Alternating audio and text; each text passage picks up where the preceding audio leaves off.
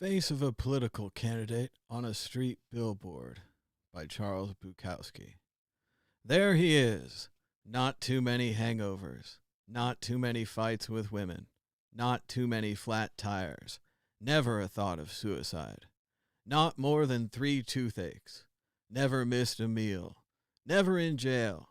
Never in love. 7 pairs of shoes. A son in college. A car 1 year old. Insurance policies. A very green lawn.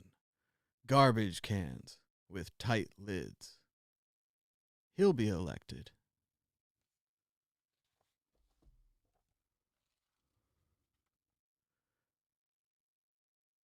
Today I'm going to talk about Bitcoin as a technology because something very exciting is happening. Something is going to shake up our financial and banking system as much as cars shook up the horse industry, as much as oil shook up the whaling industry, as much as electricity shook up the wood stove industry. Banking is about to be disrupted. Arguably, it's already being disrupted. In fact, by the time they figure out how serious this destruction is, the game's already over. That's usually the case.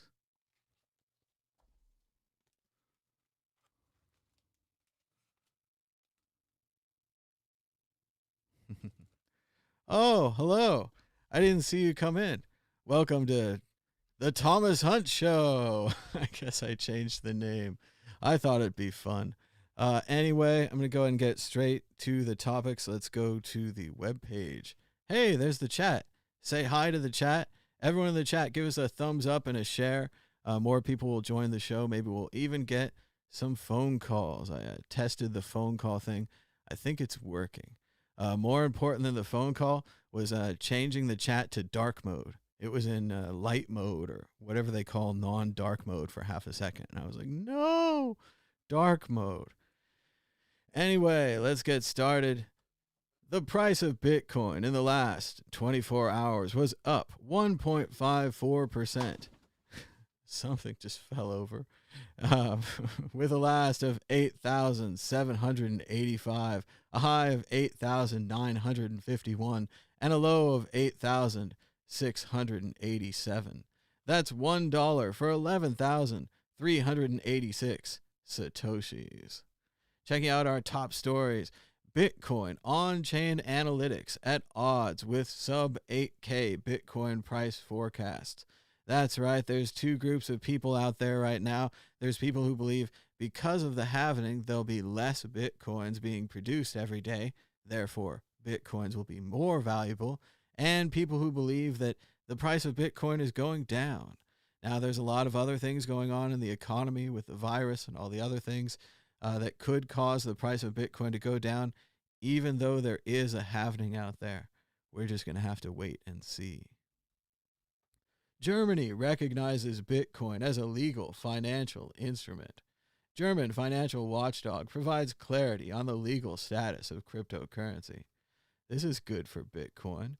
The Federal Financial Supervisory Authority, BaFin, of Germany, that's Deutschland, has officially defined cryptocurrencies as financial instruments, providing further regulatory clarity.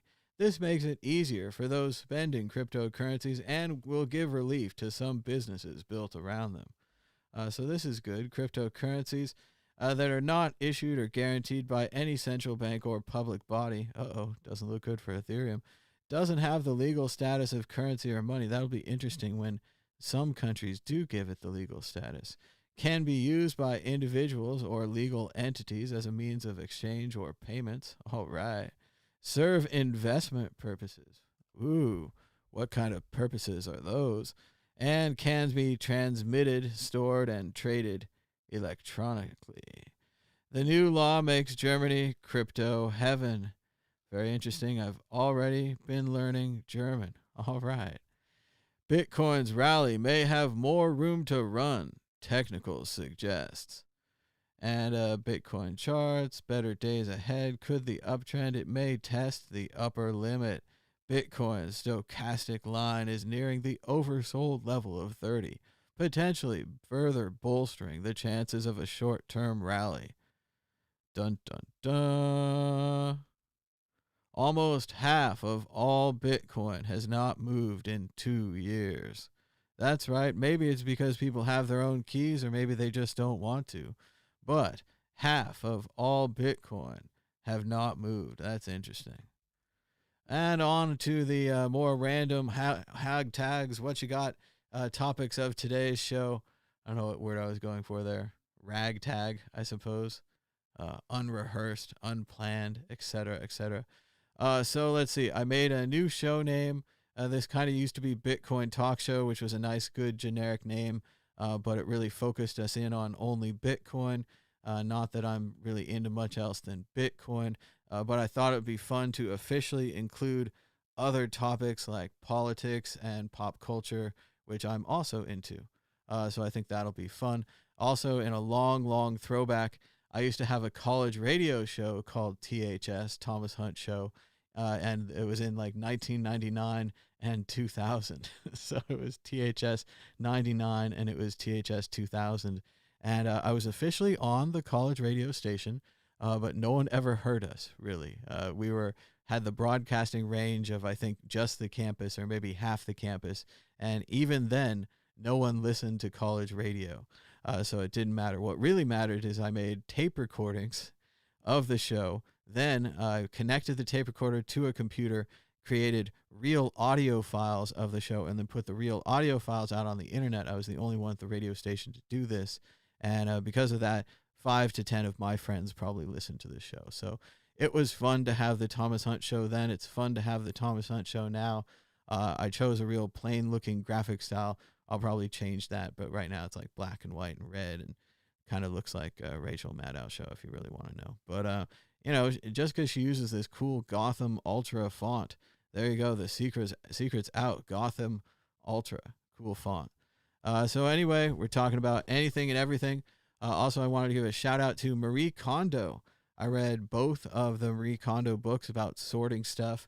You get like all your shoes, put them in a pile. Then you hold your shoes in your hand and you say, do these shoes bring me joy? And it's a strange thing to say, but yes, you should get rid of shoes that don't bring you joy. And the same is kind of true for books. I went ahead and thinned out some of my books so that all my books will bring me joy. And now that all my books bring me joy, I have much better books. I have much better shoes. I have more space to buy more shoes and more books. And I keep doing that. So I don't know if the condo thing's working, if I have less stuff, but I do think I have better stuff. And also I've been working hard at organization. I think most of my stuff is where it's supposed to be. I'm not living in 2 places for the first time in a long time.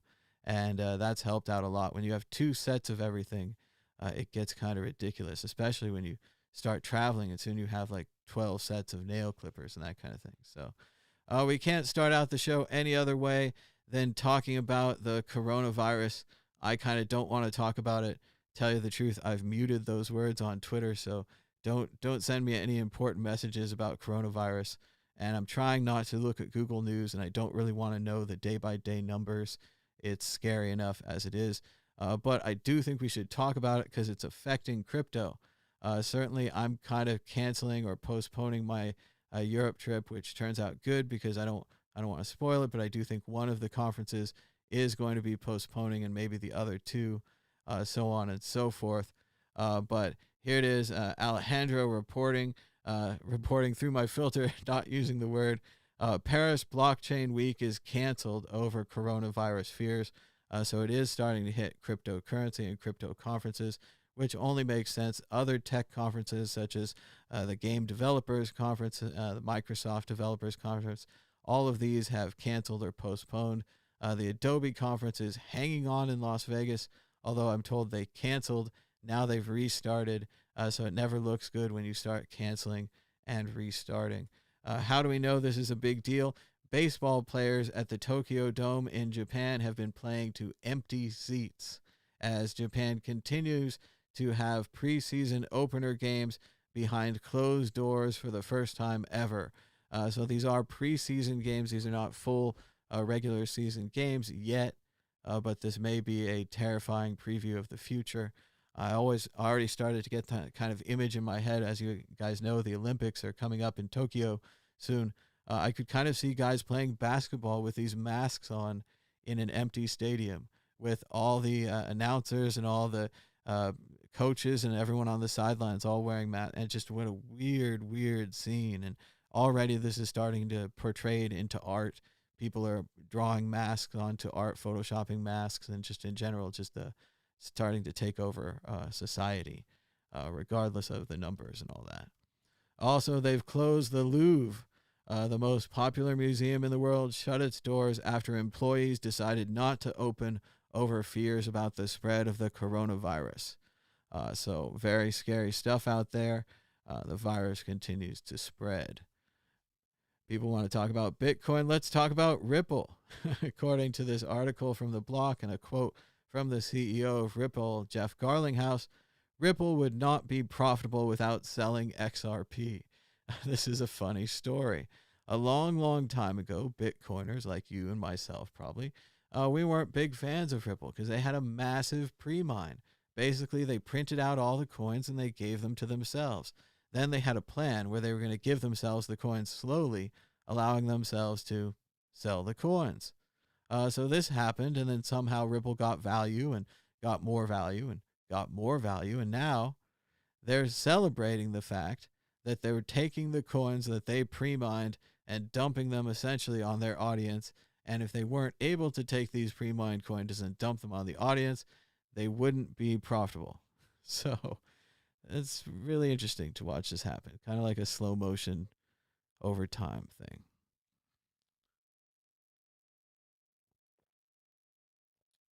Speaking of things that happen in slow motion over time, people are upset on Twitter saying, waking up, Justine at the mean Justine writes, waking up to find that Justin's son Tron has taken over the Steam blockchain in a hostile manner by using 84 million Steam from Binance and Hubai, as well as his own exchange, to vote their own BPs and fork the chain.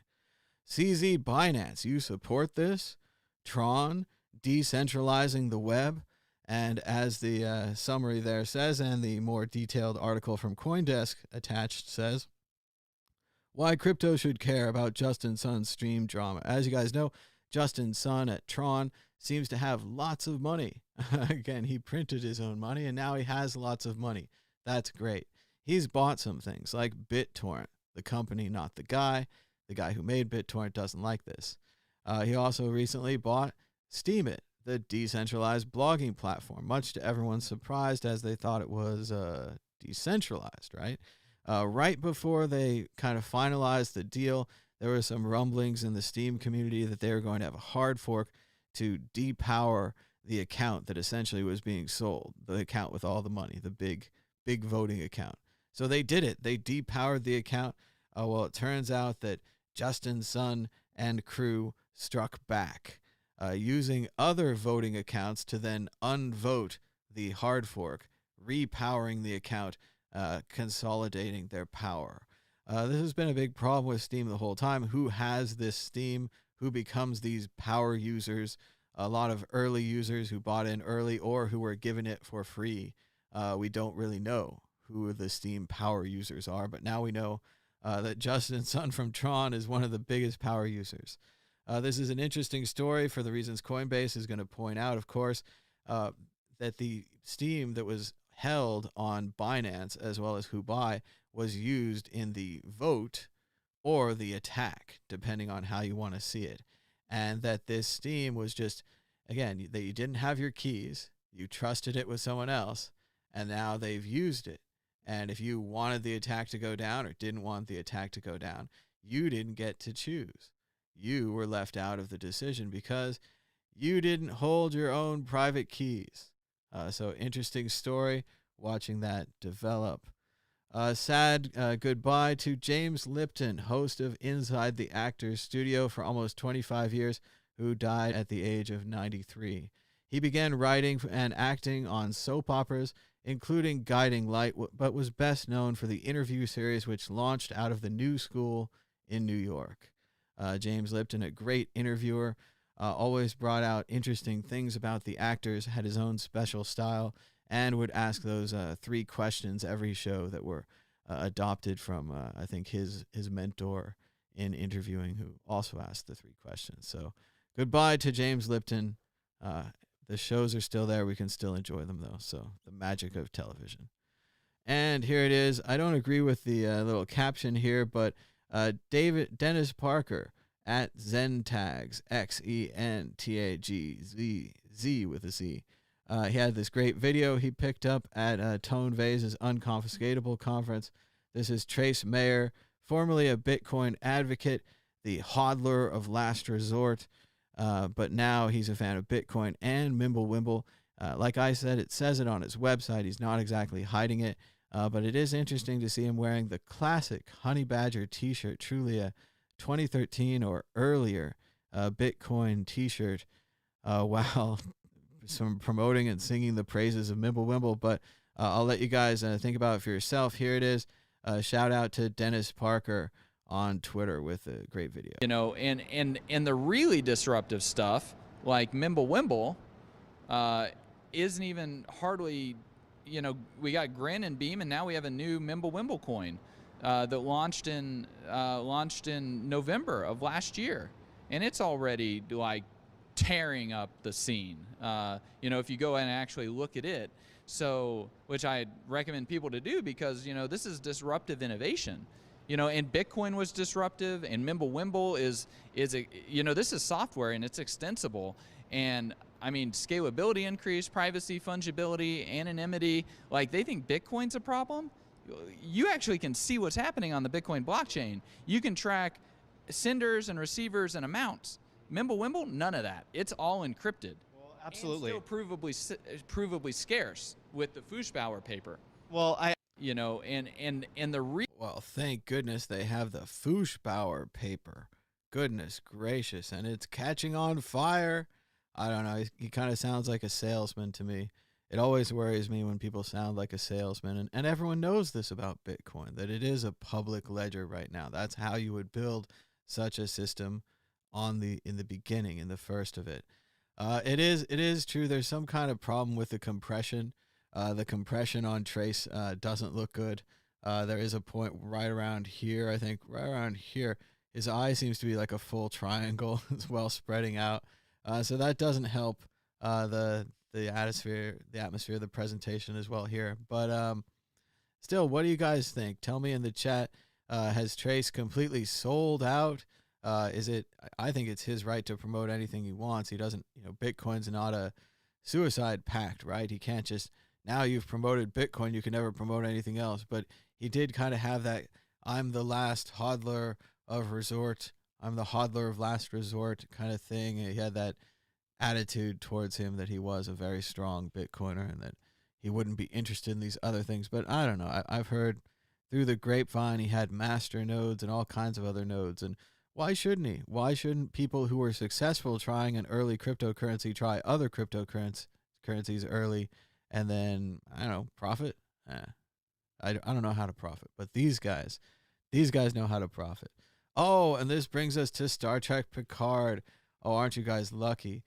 So I'm not going to do any spoilers. I don't want to go in depth yet. I don't know if you guys are watching the show, if you're into Picard or if you're into Next Generation, but I wish they hadn't made this show. I wish they'd stopped making Star Trek. And mainly, I think Voyager and maybe Enterprise were the last Star Treks. There have never been any Next Generation movies. Picard, there's that great end of the Next Generation show. I think that's kind of the end of Picard's stories right there.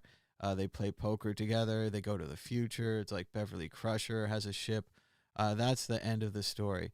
But if you need to know more about Picard and you just can't leave it alone and you drag yourself through these shows, what you got to watch is these guys over at Red Letter Media. You probably know them already. I'm telling you things you already know, but they do those great Star Wars reviews back in the day. They break down all the plots of Star Wars and why it was so terrible. And now they're breaking down all the plots of Picard and other things. So check out Red Letter Media. It's great. And I'm not going to spoil anything, but there you go. And Now we're on to the political part of the show. Oh, torture. Oh, the horror. I don't know if you guys are paying attention, but it's Super Tuesday out there, and everybody likes Bernie Sanders, but nobody likes Bernie Sanders. So it's a unique dichotomy, right? The left-wing people really like Bernie. He's talking about Medicare for all. He's talking about free college, all these kind of things. He's getting a lot of support there. A lot of other people say, hey, those are interesting ideas, but you can't get them passed. They won't be successful. We can't afford them. Other kind of things. They're saying they're kind of inflated. And those people are kind of backing Joe Biden. So we've seen a big push lately. Biden was successful in South Carolina. He did get the support of Senator Clyburn and the African-American community there, and had a lot of success there. And now I don't know if you guys are watching it, but MSNBC, the mainstream media, they're kind of rooting for Biden. They're kind of worried about Bernie. They're afraid that Bernie is too left-wing, and that will cause him to lose to Trump. So they're thinking maybe Biden can get in there and stop him. Then there's these super delegates where the Democrats could take the election from Bernie again. So it's getting pretty exciting. It's an interesting philosophical idea of whether you run to the middle where you think it's safe, or if you run to the extreme where the ideas are stronger. And even if you guys, I know everyone's like, oh, I hate Bernie. I can't believe Bernie's on the screen. You guys are very right-wing maybe, but you have to think about it as well. If you wanted someone that was extremely right-wing, whose ideas get you excited, or someone that's more middle-of-the-road right-wing, which would be a safer choice. And that this is a huge existential choice that the Democratic Party is making again. And that regardless of the way it goes and which way you wanted it to go and what I would vote for you or anything, last time with the superdelegates in the early rounds, they went with Hillary instead of Bernie. They went with what was perceived as the safe choice, with the more middle-of-the-road candidate, although people have extreme views about Hillary. Will they do it again? Will they use the superdelegates now in the second round? Bernie has a chance he could win it out in the first round, but it doesn't look like he's going to be getting 51% or whatever it is that he needs in the delegates to get it out in the first round. So on the second round, the delegates could step in. Everyone could unite. We saw already Buttigieg and Klobuchar and Beto O'Rourke, who's interesting because he used to be in the CDC, the Cult of the Dead Cow, the hacking group. So he's fascinating. But we saw the three of them jump in line, endorse Biden. This is right before Super Tuesday, which is today, right now, today. That's why I'm talking about this. I think it might have been too late. I think it had been this big push that was too late. They can't change the things now. Super Tuesday, Bernie's going to come out again as the front runner. He's going to win. He's going to lead every state. Biden's going to be in second or third place with this whole Bloomberg thing. Warren's still in the race. A lot of these early votes will still be cast for Buttigieg and Klobuchar. So, giving him the endorsement, I don't think it's going to help that much. I haven't looked at any of the results yet. California is going to be in much later today. It's great to watch the East Coast pundits on the shows. They're like, oh, California won't be in till past 11 and all these things. So this is the one time that California and my friends out here on the West Coast get attention paid. And it's interesting to see this primary schedule expand. All these people dropping out helps that there won't be a contested convention, but I still think we're headed towards a contested convention. They're talking about races down the line like Georgia and Florida suddenly being important. So I think this is generally good for democracy, people voting, having more interest in these contests. Remember, these parties are strange beasts. Yes, these were not intended in the Constitution. Washington had hoped we'd have one party, kind of an America party, and we could maybe debate things inside of that. As you know, parties or factions started almost immediately after the Constitution was adopted and have kind of rigged our system so that there are only two parties or two factions, at least in America. These parties or factions are like private clubs. They have their own rules. That's why they can have the superdelegates. That's why they can have weird things like the Nevada caucus or ranked voting, or that's why the Republicans on the other side can decide not even to hold primaries, or just to say that our candidate's going to win, so we're just canceling the primary, or not allowing ballot access to other candidates, things like this. It's a private club. You may not agree with that, you may not like that, but once you really internalize and know that, it's a private club, so it goes. So interesting stuff going out there. Also, I had it in the list. I wanted to talk about Atypical season 3. I don't know if you guys have Netflix. I recently borrowed a friend's Netflix account. I'm back in. It's like crack. You just can't quit Netflix. And I was trolling around. There's a new season of Atypical. This is a great show about an autistic guy. He's going to college, about his family and stuff like that. It's just a really cool show, worth getting into someone else's head and thinking how they think, and just a really thoughtful show. And I know people have been up and down, and maybe it's not the best portrayal or the worst portrayal or whatever, but I like it. I think it's a good show. You guys should check it out if you want to on the Netflix. We are raising funds here. This is a fundraiser. Our goal is $1 million, which recently dropped below 114 Bitcoins. We are 0.08% towards our goal with 29 donations and 0.0929 Bitcoin raised, around $815 towards the big 1 million. So very cool. Also, this is an interactive show, as you guys can see down below. We've got the chat up here, but before we do that, let's loop around. Let's look at some of these buttons that I made. I made a lower third. Oh, and in the lower third, I wrote the words that you could call now at 1-518-600-1949. Or you could connect on Skype with World Crypto Network, all one word. I think I'm going to connect this to my phone, so if someone calls, I'll test it out on my phone. So let me know. Oh, I made a big graphic. It says call now, has all the graphics, has all the things. Wow. And these are on the buttons too. I got this fun little, well, you can't see it in the camera right now, but I got a little stream deck that has little buttons, and I can just push them. Whoa, THX. It's like all happening right here. And there's some like title cards. I made title cards. I've got a web browsing screen. There it is, web browsing. And we can even check out the chat.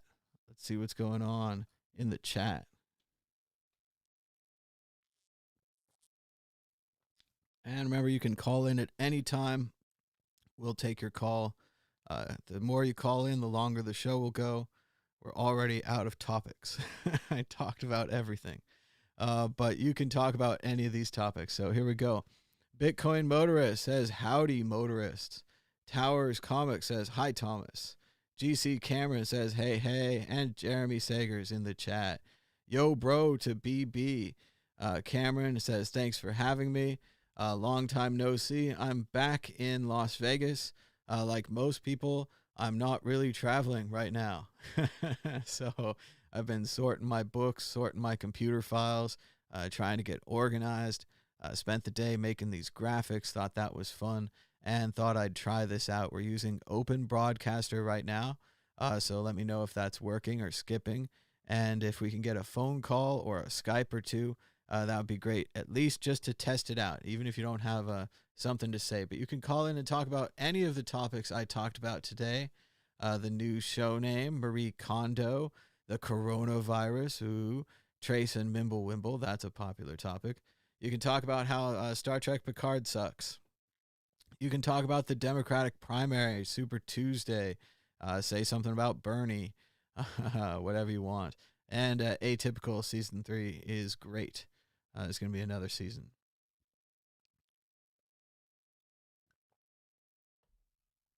All right. Hello to Uvas in the chat. He says, is Bernie going to win Super Tuesday? I think that Bernie is going to win, but the media is going to say that it's not a win. So Bernie will continue to be the front runner. He'll win 20 to 25% in each of the contests. Biden will be in second or third place, getting 11 to 15%. Apparently a very big deal is if you get 15% in California. If you get 15%, you get delegates. Part of the problem with maybe Tom Steyer or Andrew Yang or even Klobuchar is that they were getting 5%. They were getting 8%, which is really cool. Like, people have heard of you. You're doing well in a presidential election, but not well enough in the private confines of the Democratic Party to deserve to get delegates. If you want delegates, you need 15%. In the Republican private party, it is different. They have a winner-take-all system.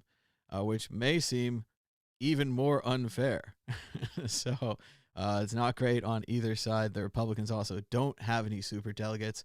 So if they had wanted to prevent Trump last time in the same way that perhaps the Democrats prevented Bernie last time, they couldn't do it. The Democrats have slightly less superdelegate control now, moving the superdelegates out of the first ballot into the second ballot. So interesting stuff. Jose, shout out to Jose, says, glad to see you back. Oh, here we go. Let's see if it works. Okay, so we have to set the audio the first time. Hello, caller. You're live on the World Crypto Network. Hey, buddy. Hey, what's your name? Where are you calling from? Call my name Jimmy. All Calling right. from Montreal. All right, Jimmy from Montreal. What's on your mind about Bitcoin or any of the other topics we talked about today? Well, Trace Mayer obviously is something hot on Twitter right now. What do you think about Trace? Has he lost all credibility, or should he be allowed to promote an altcoin if he wants to? I think what's happening is a lot of people are just getting bored. You know, I guess a lot of people expected more fireworks. It's kind of been stagnant from 2017 to now. So I guess boredom is one of our worst enemies in the crypto space. A lot of people are doing a lot of strange things. So would you agree with the idea that kind of the No 2X, the SegWit movement kind of was like a big war and everyone got all psyched up? And then after the war, we have PTSD. Like we're just wandering around looking for someone new to go to war with, looking for something new to fight. And I guess today it's Trace. Look, it's whether we like to believe it or not, us Bitcoin maximalists, we're kind of toxic, and it's like a religion. And when one of our guys or somebody in our religion, we see him kind of worshiping something else, you know, they become the infidels, and we all go on the attack. Truth is, Bitcoin is the only true decentralized coin out there. And when we see other people worshiping or promoting these other coins, we all realize why we're here in the first place. You know, it's not for money, it's for change. And then we see people out there being greedy, and it pisses us off. The ones that stay focused on the end goal and the end plan, I think, are the ones that are either going to be left being the hodlers of last resort, or, you know, being the ones worshipping an old religion that nobody really worships anymore. Only time will tell. I definitely agree with that, and it's great. It's sad to see Trace, especially one with the hodlers of last resort, the proof of keys, the focus on being your own bank, and all the other things. I mean, he's a really great advocate for Bitcoin. He's a great speaker. He's a lawyer. He's just a very professional guy. And maybe the benefit of the doubt, he really believes this things about MimbleWimble. He's saying the truth out there. He thinks it's interesting. You want to say the other side, the not benefit of the doubt, he's got a pile of them. He's trying to sell them. He needs new suckers. It's sad to say that, but those seem to be the two options. I hear you. Listen, I get through, or I got through. I think I'm okay with these crashes now. I don't react to them like I used to, but I would get through them by listening to Trace Mayer, listening to Andreas, even listening to Richard Hart. You know, the good speakers out there that would, you know, not promote, but, you know, remind us what Bitcoin's all about and why we'll end up winning or, you know, prevailing. And then when you see one of those guys like Trace talking about another coin or chilling, you know, it makes us all reflect and think, you know, what's going on now. It almost seems like a foregone conclusion, though. Like everyone was down on Andreas when he started writing the Mastering Ethereum book. Now I think he's writing Mastering Lightning, so I guess he's back. Everyone was down on Richard Hart when he was crying and giving up on Bitcoin, and then of course now he's back. He created Hex, which I guess worked but didn't work. It was not a good deal or something like that. It was a good deal for him, but and then now of course Trace, and then now even going back, Eric Voorhees used to be a big Bitcoin only guy. Satoshi's Dice, Shapeshift, all that kind of thing, and privacy. Then he's kind of more of a businessman now, and then so many more. It's Roger. For sure. Roger Ver, definitely. They've all turned. Yeah. For sure. But one thing all these guys have in common: their biggest bag is Bitcoin. Well, remember Brian Armstrong over at Coinbase? He got a big bag of Ethereum, and I think it changed him permanently. But when you make that kind of money, and I have no idea how much money Brian Armstrong made on Ethereum, but if you make that kind of money, I think it changes you. I think you're forever kind of like got that Ethereum patch on your shoulder, and you're like, yeah, smart contracts, they're cool. Yeah, that was a fad. Now it's DeFi. All like right. I said, maybe not Brian Armstrong, but all these guys, what they have all in common is their biggest bag is Bitcoin. Richard Hart, Trace Mayer, Roger Ver, they're all holding on to Bitcoin more than anything else. So let's not forget. That's true, and I've also heard that about what's his name? The guy at Bitmain. I'm forgetting his name right now, but he's the biggest guy in the world. But the Bitmain. Yeah, Jihan Wu. Jihan Wu, that's it. And that I know somebody who knows somebody who knows him, and they say one of the first thing he does when he meets somebody or he interviews somebody, he says, "Get some Bitcoin for your family." He says, hold some Bitcoin. And that was throughout the whole Bcash thing, through all of those ups and all those downs. I think that everybody he met, he'd be like, yeah, get some Bitcoin. Don't mess around. So yeah, if you read between the lines, buy Bitcoin. All right. Well, thanks so much for the call, and give us a call anytime. Thank you for having me. All right. Thank you very much, sir. All right. Bye-bye. And you can give us a call now at 1-518-600-1949. We just tested that out right there. That was success. The phone line is open. We have just the one phone line.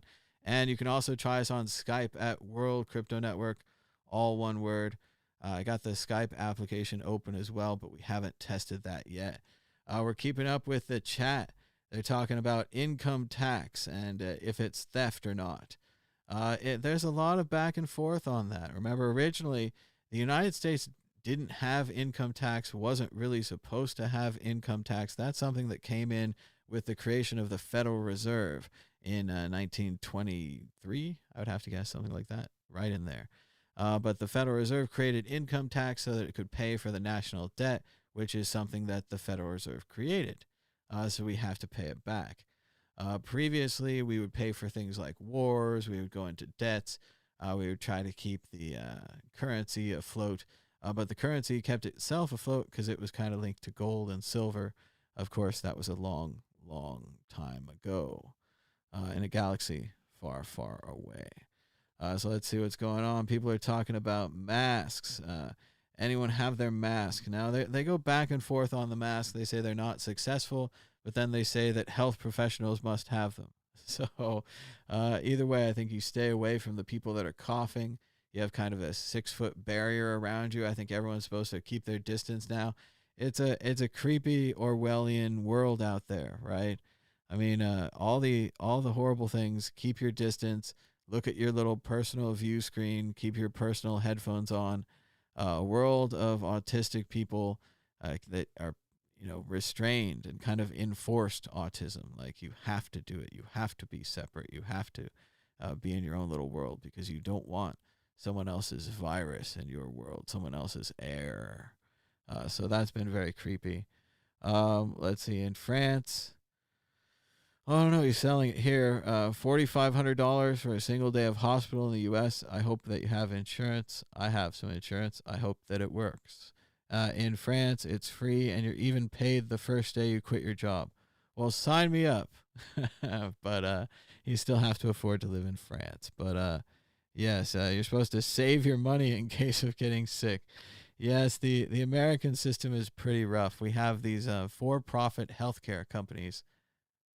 That should be it right there. They're for profit. They make profit off of you getting sick. So you need to change that right there. But we could go back and forth on whether or not we can afford it and pay for it. I think that we'll save lots of money doing it, and that the rest of Europe and the rest of the world has already done it.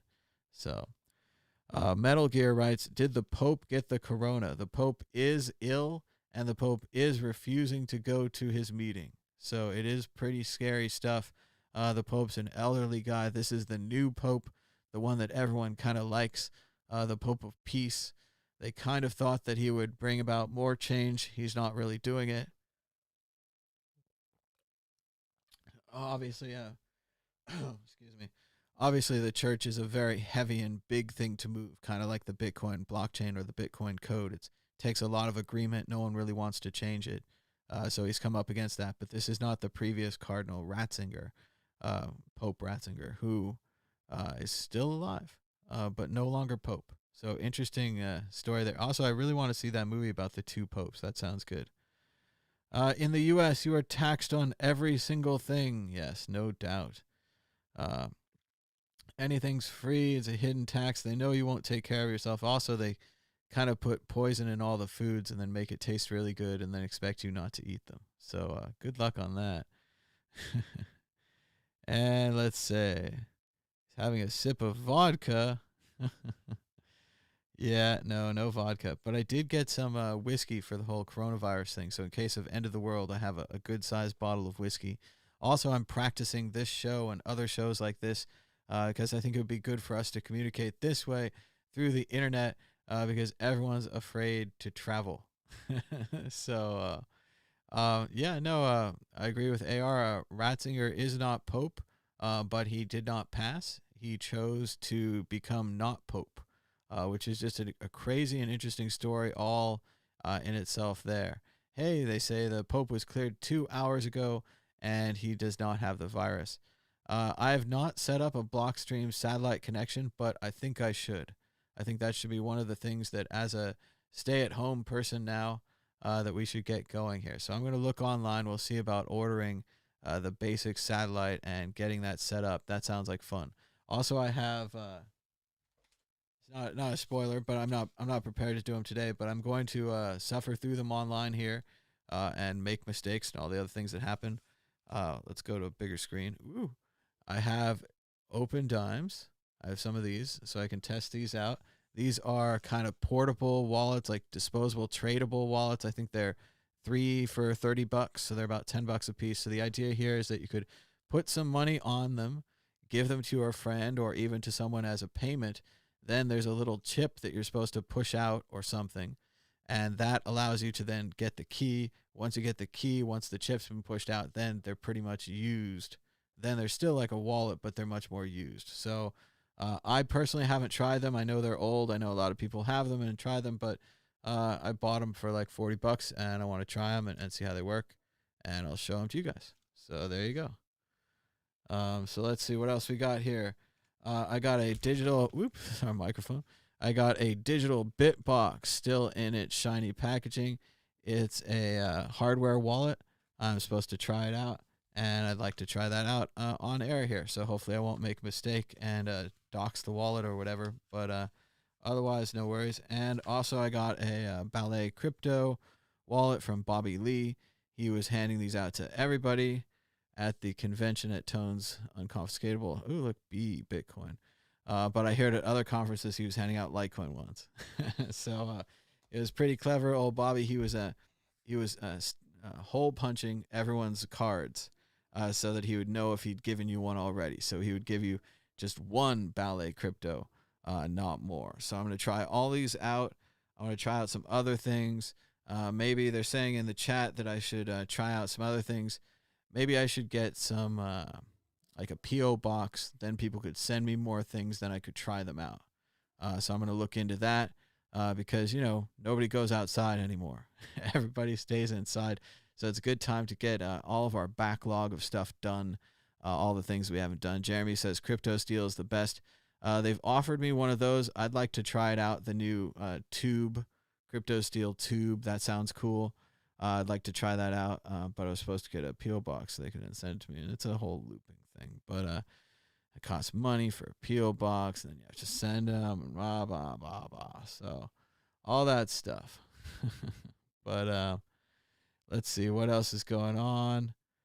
You can have a cool iPhone, grow plants, and travel inside. Well, I'm also definitely looking into these VR conferences. I don't know that I have... I know that I don't have the fancy VR gig, but if you can use the cheap Facebook VR gig, I think I know someone I could borrow that from. So there you go. Okay, so question about the Ballet crypto. I did talk to Bobby Lee about this. I asked him questions on the air.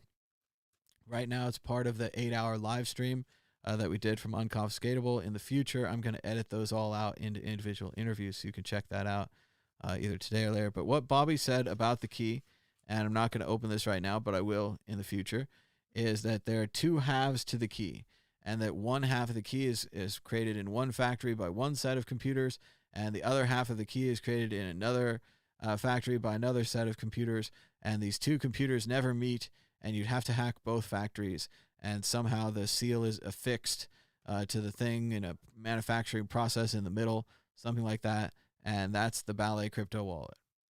I don't know. I mean, that's what the guy told me. All right, so I think he seems pretty legit about it. I don't think his goal is to have the two halves of the key. That would be disastrous for his reputation if they took all of those coins, if they stole them all.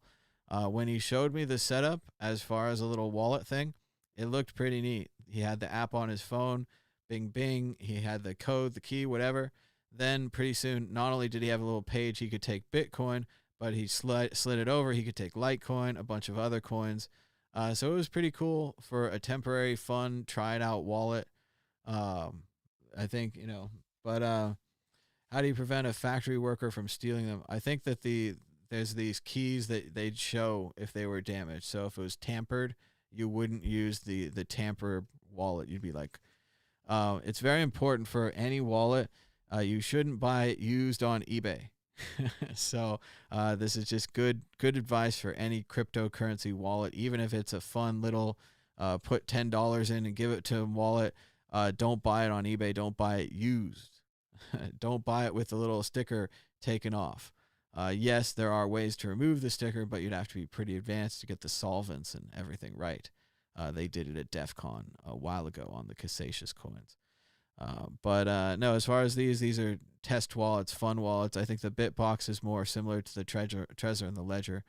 So I'll look for some more features there, more security. But definitely want to try all these things out. I think it'll be fun. And they're talking about Legos in the chat. I haven't made a Lego in a while. I'm tethered to the machine. Otherwise, I'd get it. It's right up there. I have the Lego architecture of Las Vegas, thanks to donors like you. There is still a Amazon wish list out there. I don't think I even want to link to it because if somebody has the money, they could buy me that ridiculous rocket, and then I'd have to build that ridiculous rocket. I think it would take forever, and I'd lose my mind. Legos is very much about sorting the pieces these days, and that can drive you crazy. So we're going to go ahead and ask for some phone calls here. You can call us now at 1-518-600-1949. We tested that. That worked. You can also call us on Skype at World Crypto Network, which we think works. I think it comes up on the screen on my phone. The phone's connected to the board. The board's connected to the Open Broadcaster system. The Open Broadcaster system is connected to the Restream It system, which is then bouncing this out to Twitter, Facebook, and YouTube, where I'm reading the chat that you're chatting with me. So that's pretty cool. I made this. I don't know what it's for. I'm behind a graphic. Help, I'm stuck behind a graphic. I don't know. And I made some title cards. And I made one where you can see what's happening here. Oh, it's behind the scenes. And then this one where we can see what's going on in the chat.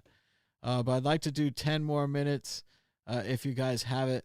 Not sure I have anything left to talk about other than that Star Trek Picard and all Star Trek really since they blew up Vulcan has been not great, and I'd rather send it back and return it.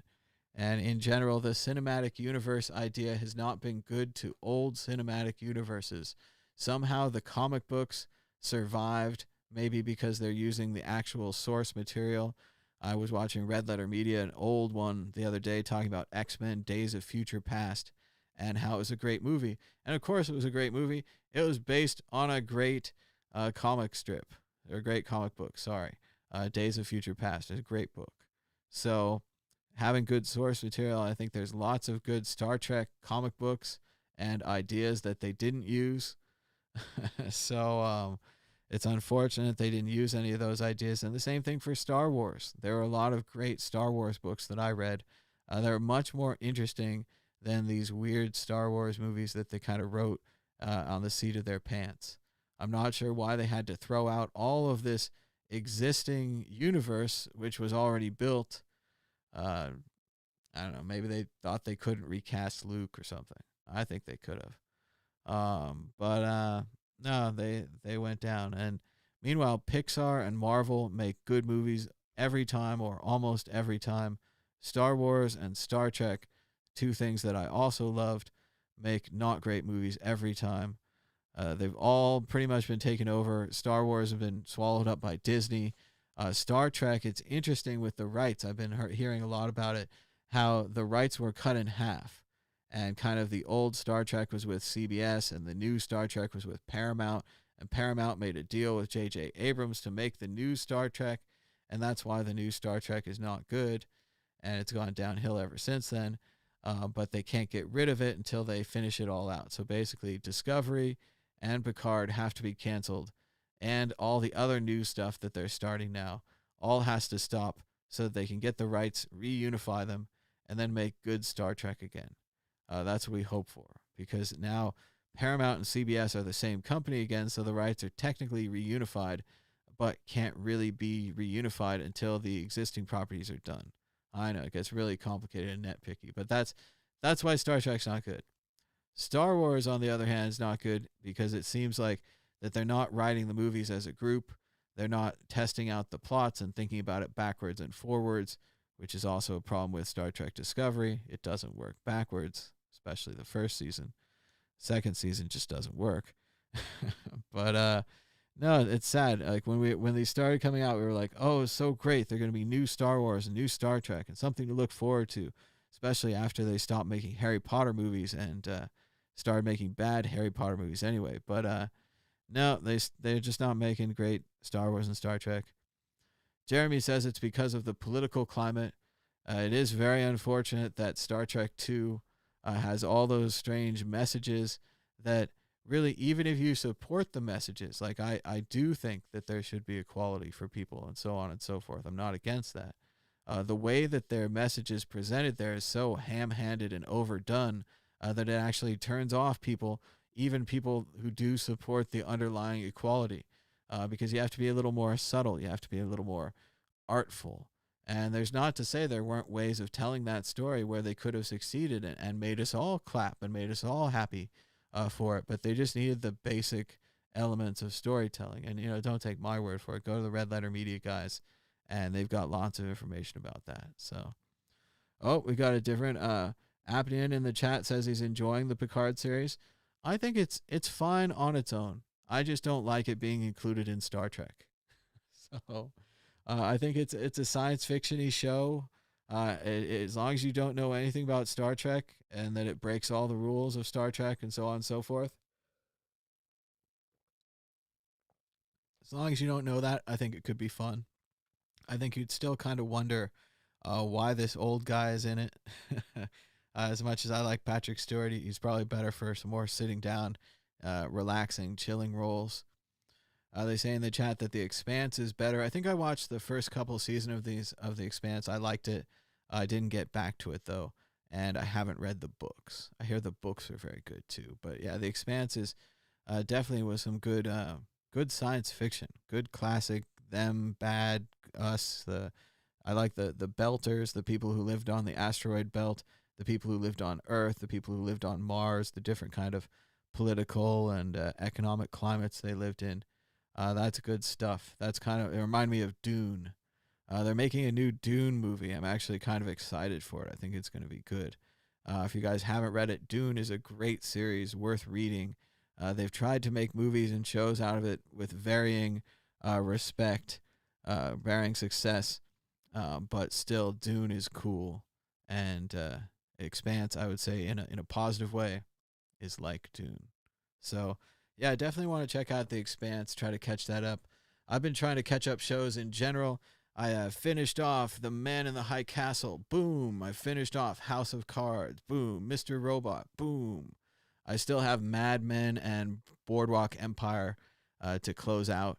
I rounded up on Atypical, got the 3rd season in. I like that show. It's a good show. But that's what's been going on, making some graphics, thinking about doing these shows more often now that I got the bugs worked out with the phone calls. And also that we're going to expand this show here, that we can just talk about anything here. I got a stack of books. We talk about books. You want to talk about movies, TV shows, politics, and Bitcoin. I'll talk about Bitcoin and crypto. We'll talk about, we talked about Ripple today. Nothing good, but we talked about it. Come on. And yeah, it's fun. Let's see. They say watch Startups. I think I watched that, but I don't remember anymore. I think I watched a show on Amazon that was called that was called Betas or something. It was a funny show. And then we watched that other show that had crypto, that had Frodo in it. That was pretty interesting. I think that it's all mixed up into other things. I think that's why not just crypto. Because he says, how about just Bitcoin? And we do talk about just Bitcoin, but then sometimes we want to do other things and we want to read books or talk about movies. And I think this is a nice way of bringing the two together.